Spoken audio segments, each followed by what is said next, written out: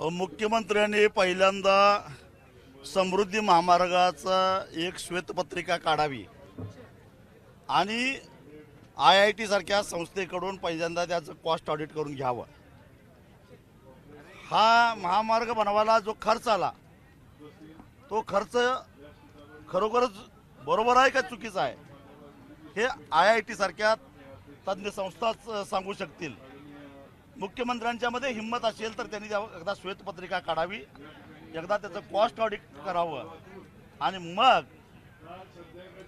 या समृद्धी महामार्गावरून जो आता टोल वसूल होतो त्या टोल वसूल आत्ताच्या जे काय होणार आहे त्याप्रमाणे किती वर्ष टोल द्यावा लागेल याचाही हिशेब मांडावा। कारण त्यांनी जो DPR मध्ये दाखवलेला जो टोलची वसुली आहे, अपेक्षित वसुली आणि प्रत्यक्षात होणारी वसुली याच्यामध्ये जमीन आसमानाचा फरक आहे। शक्तीपीठ महामार्ग त्याच्यापेक्षा वेगळं गौडबंगाल आहे।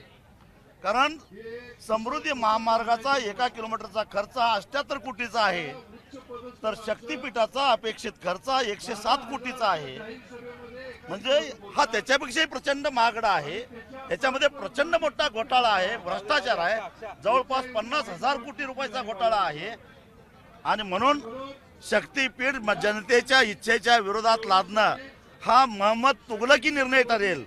आणि मोहम्मद तुगलकासारखं वागू नका फडणवीस साहेब, तुम्ही यशवंतराव चव्हाणांच्या सारखं वागा, एवढंच माझं मुख्यमंत्र्यांना सांगणं आहे। आम्ही रस्ता बनवणार आहोत, आम्ही रस्ता आम्हाला लादायचा नाहीये असं मुख्यमंत्री आणि शेतकऱ्यांना आम्ही 5 पट भाव देतो आहे। अनेक गावांमध्ये सभा देखील झालेल्या आहेत आणि शेतकरी तयार आहेत। इथं शेतकरी जमीनच द्यायला तयार नाही तर तुम्ही देणारे कोण?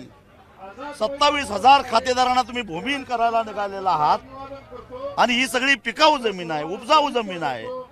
आणि मग असं असताना शेतकऱ्याची इच्छा नसताना आणि सध्या या रस्त्याची गरज नसताना हा रस्ता नेमका तुम्ही कुणासाठी करताय या प्रश्नाचं उत्तर द्या। आज जेवढे शेतकरी आलेले आहेत त्याच्यात तिप्पट शेतकरी हा रस्ता व्हावा यासाठी थोड्याच दिवसात येणार आहेत असं फक्त येताना त्यांनी आपला 7-12 घेऊन यावा आणि त्यांच्या शेतातून रस्ता जातोय का हे आम्ही नकाशातनं तपासून बघू।